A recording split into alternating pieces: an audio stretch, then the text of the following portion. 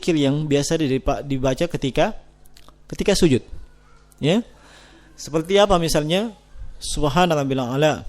Iya, itu minimalnya dibaca sekali. Iya, paling minimal dibaca sekali. Atau subhana rabbil a'la wa bihamdi. Atau yang lainnya seperti subuhun qudus rabbul malaikatu war ruh. Iya. Atau yang paling sering Nabi sallallahu alaihi wasallam baca setelah turunnya surah Al-Fat. Iya, iza jaa nasrullahi wal fath wa ra'aitan nasa yadkhuluna fi dinillahi afwaja fasabbih bihamdi rabbik wastaghfir innahu kana tawwaba, yaitu subhanakallahumma bihamdik, subhanakallahumma rabbana wa bihamdik, Allahumma ghfirli. Ini kata Aisyah radhiyallahu ta'ala anha bahwasanya setelah turunnya surah tersebut maka Nabi itu paling sering membaca itu subhanakallahumma rabbana wa bihamdik Allahumma ghfirli. Sebab di akhir surah tersebut diperintah fasabbih bihamdi rabbik wastaghfir, dan subhanakallahumma rabbana wa bihamdik. Iya, itu mengandung dua tersebut, mengandung tasbih, pujian, dan mengandung permohonan ampun. Iya, sehingga ketika Anda membaca subhanakallahumma rabbana wa bihamdik Allahumma ghfirli, itu sudah mengamalkan perintah Allah dalam surah Al-Fat. Iya, na'am.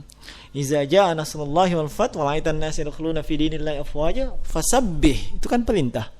Bertasbihlah, fasabbih bihamdi rabbik, dan memuji Tuhanmu.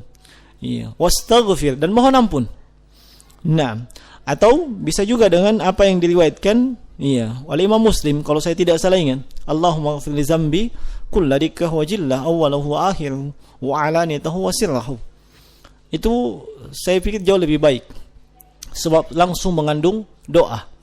Allahumma ighfir li dzambi, ya Allah ampunilah dosa-dosaku. Iya, yang kullahu, semuanya. Yang nampak ataupun tidak nampak, yang zahir maupun yang batin. Itu jauh lebih baik. Dan setelah itu kalau ingin berdoa, barulah di situ berdoa. Yakni berdoa setelah zikir-zikir yang disyariatkan dalam sujud dibaca. Iya. Dan bukan artinya mesti dibaca semua zikir dalam sujud. Iya. Dia mencukupkan diri dengan satu zikir seperti subhana rabbil a'la, dia baca 3 kali. Setelah itu dia membaca permohonannya. Iya. Berdoa dengan apa yang sesuai dengan hajat dan kebutuhannya.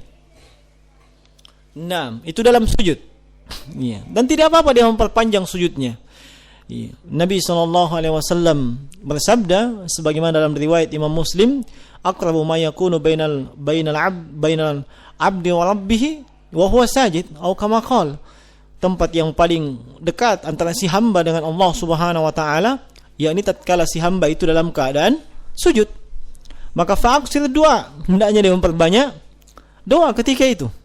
Nah, tapi doa tersebut dibaca setelah zikir yang seharusnya dibaca dalam sujud. Iya, boleh memperpanjang doa tersebut sesuai dengan keinginan dan hajat kita. Dan kalau doanya dalam bentuk bahasa Indonesia atau bahasa yang bukan selain bahasa Arab, sebaiknya jangan dilafadzkan. Iya, sebab itu bukan bacaan yang seharusnya ada dalam solat. Dan itu artinya seseorang memasukkan bacaan yang bukan bagian dari bacaan solat. Nah, itu bisa membatalkan ibadah solat. Olehnya ketika lafaz tersebut bukan dalam bentuk bahasa Arab atau bukan dalam bentuk doa yang ada dalam nas-nas, maka hendaknya dia tidak melafadzkan dengan lisannya, tapi cukup dia membaca dari dalam hatinya. Nah, dan terkait dengan masalah sujud juga ini, dia boleh berdoa di semua sujud tanpa kecuali. Di semua sujud, bukan hanya sujud yang terakhir. Semua sujud, sebab Nabi menyebutkan bahwasanya tempat yang paling dekat antara si hamba dengan Allah ketika dia sujud. Tanpa memberikan rincian sujud yang mana. Nah, menunjukkan bahwasanya boleh semua sujud. Apakah itu sujud pertama, kedua, ketiga dan seterusnya. Dan juga menunjukkan bahwasanya itu sujud dalam salat wajib ataupun salat sunat. Nah, tayyib. Kemudian, apakah mengangkat tangan saat berdoa setelah wudu? Mengangkat tangan berdoa setelah wudu? Ada yang tahu ini? Nah, iya, sependek pengetahuan saya memang itu tidak mengangkat tangan ketika selesai, iya, selesai berwudu. Nah, tidak disebutkan dalam hadis bahwasanya itu mesti mengangkat tangan. Nah, ini mudah-mudahan sudah termasuk rincian yang diminta di sini dijawab dengan rinci. Mudah-mudahan jawaban tersebut sudah rinci nih. Nah, wallahu alam. Misalkan kita berdoa, dia ikut misalkan ujian untuk promosi, dia berdoa, ya Allah saya luluskan saya jika itu yang terbaik, atau jangan luluskan saya jika itu yang terbaik. Apa termasuk taklik juga? Iya. Sebaiknya dia berdoa, ya Allah, jika engkau mengetahui bahwa ini yang terbaik maka luluskan saya. Iya. Nah, Syekh Utsaimin rahimahullah taala ketika beliau ditanya terkait dengan doa istikharah. Iya. Terkait dengan doa istikharah. Iya, sebab dalam bab tersebut, dalam bab yang kita bahas ini itu kan insyi'ta. Iya, ada yang memberikan syubhat bahwasanya itu dalam doa istikharah kan begitu, menggantungkan dengan kehendak Allah. Iya. Maka Syekh Utsaimin mengatakan bahwasanya tidak demikian. Sebab dalam doa istikharah tidak disebutkan faqdul huli in syi'ta. Takdirkan itu ketika engkau menghendaki. Tapi disebutkan, ya Allah, innaka ta'lam anna hadzal amr khairul li fi dini wa dunyaya.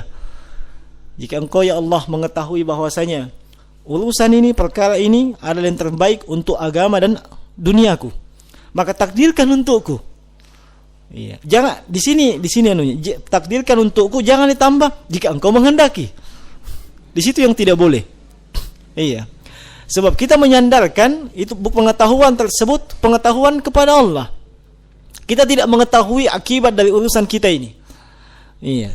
Makanya disebutkan di awal doa, iya, Allahumma innaka ta'lam, ya Allah, iya, sungguhnya engkau mengetahui, iya, kalau urusan ini terbaik untuk agama dan duniaku, maka faqdul huli, takdirkan itu untukku. Dan jika engkau mengetahui bahwa urusan ini tidak baik untuk agama dan duniaku, maka fasrif anni, jauhkan saya dari hal tersebut. Saya kira itu yang paling terbaik. Nah, wallahu alam. Ya.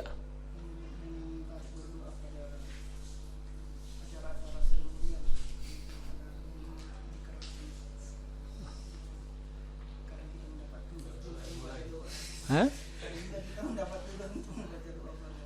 Taib. Jadi berdoa pada acara seremonial. Nah, maksudnya apa itu? Mau diapakan?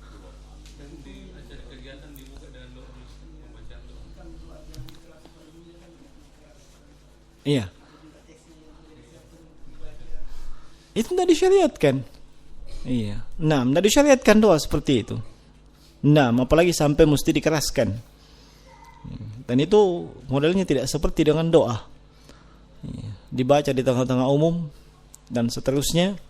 Kemudian mungkin maksudnya adalah diaminkan dan seterusnya. Itu doa berjamaah juga. Saya pribadi, wallahualam sependek pengetahuan saya, itu menyebut, saya bilang itu tidak disyariatkan. Dan sebaiknya kita menghindari doa tersebut. Maksudnya sebaiknya kalau kita tidak bisa menghindari ikut dalam acara seremonial tersebut, jangan Anda yang baca doanya. Jangan Anda yang baca doanya. Dan tidak perlu mengaminkan yang doa seperti itu. Nah, doa seperti itu, iya, banyak persyaratan yang dia tidak penuhi. Mungkin diawali dengan pujian kepada Allah, tapi tidak salawat. Kemudian seharusnya doa yang terbaik ditutup juga dengan salawat. Iya, ditutup juga dengan salawat kepada Nabi sallallahu alaihi wasallam. Sahih. Saya tidak main-main. Iya. Nah, dimulai dengan pujian kepada Allah, kemudian salawat kepada Nabi, akhirnya ditutup dengan salawat kepada Nabi sallallahu alaihi wasallam. Iya. Dan itu karena tidak terpenuhi dalam doa seremonial. Di sisi pensyariatan tidak disyariatkan pada acara seremonial seperti itu mesti melakukan doa. Iya. Tidak disyariatkan. Itu yang saya ketahui, wallahu alam. Tambahkan juga tadi, macam di kantor anak kan ada morning break sebelum acara briefing. Oh. itu pasti bergiliran itu. Tapi berdoanya, mari kita berdoa sesuai dengan kita masing-masing. Berdoa dimulai. Berdoa selesai. Selesai. Termasuk juga dibolehkan. Nah, wallahu a'lam. Wallahu a'lam seperti itu. Iya, tapi itu saya anggap tidak berdoa. Iya, saya anggap tidak berdoa sebab menggantungkan kepada keyakinan kita masing-masing. Kalau keyakinan saya punya keyakinan itu tidak disyariatkan, saya tidak berdoa. Iya. Iya kan begitu. Nah, sama saja ketika kita naik bus ya. Termasuk bus apa itu bintang marwah. Nah. Iya. Iya, itu kan termasuk bid'ah. Iya, doa itu kan ibadah. Ibadah tersebut mesti sesuai dengan tuntunan Nabi SAW. Apakah Nabi ketika mengumpulkan para sahabat, pada suatu kesempatan atau sebelum kita berperang, sebelum jihad, kumpul semua. Setelah kumpul, ayo kita berdoa sesuai dengan agama masing-masing. Pernah dapati hadis ada? Doa itu ibadah mahdhah, ibadah khusus. Ibadah khusus, bukan ibadah umum.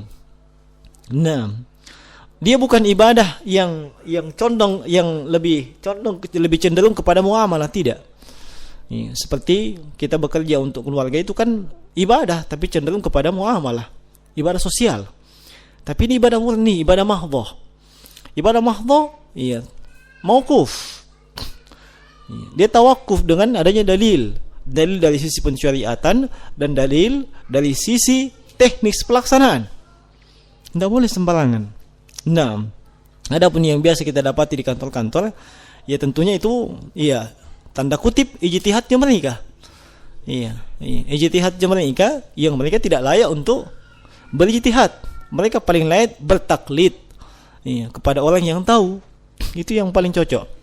Dan kita tatkala tidak bisa menghilangkan yang seperti itu, betul-betul karena ketiadaan kemampuan untuk menghilangkan hal seperti itu, maka minimal kita meminimalkan pelanggaran dalam hal tersebut.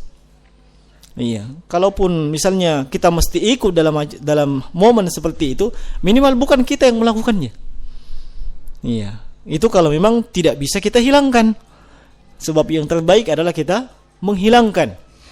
Nah, dan biasanya kalau ada hal-hal yang tidak tuntunan seperti itu dibiasakan, itu menghilangkan sunnah yang semisal. Menghilangkan sunnah yang semisal. Sehingga karena kebiasaan ada yang memimpin doa dan seterusnya, akhirnya setiap doa mesti berjamaah. Setiap doa mesti berjamaah, sedikit mesti berjamaah. Artinya menghilangkan sunnah berdoa sendiri-sendiri. Nah, itulah jeleknya bid'ah. Kapan bid'ah itu ada, maka dia menghilangkan sunnah yang semisal dengan itu. Waliyadzubillahi min dzalik. Sekira itu saja ya. Taib, sekira cukup. Demikian, mohon maaf atas segala kekurangan. Yang hak, yang benar datang dari sisi Allah Subhanahu wa taala, yang keliru itu datang dari kami. Subhanakallahumma bihamdik, nasyhadu an la ilaha illa anta, astaghfiruka wa atubu ilaik. Assalamualaikum warahmatullahi wabarakatuh.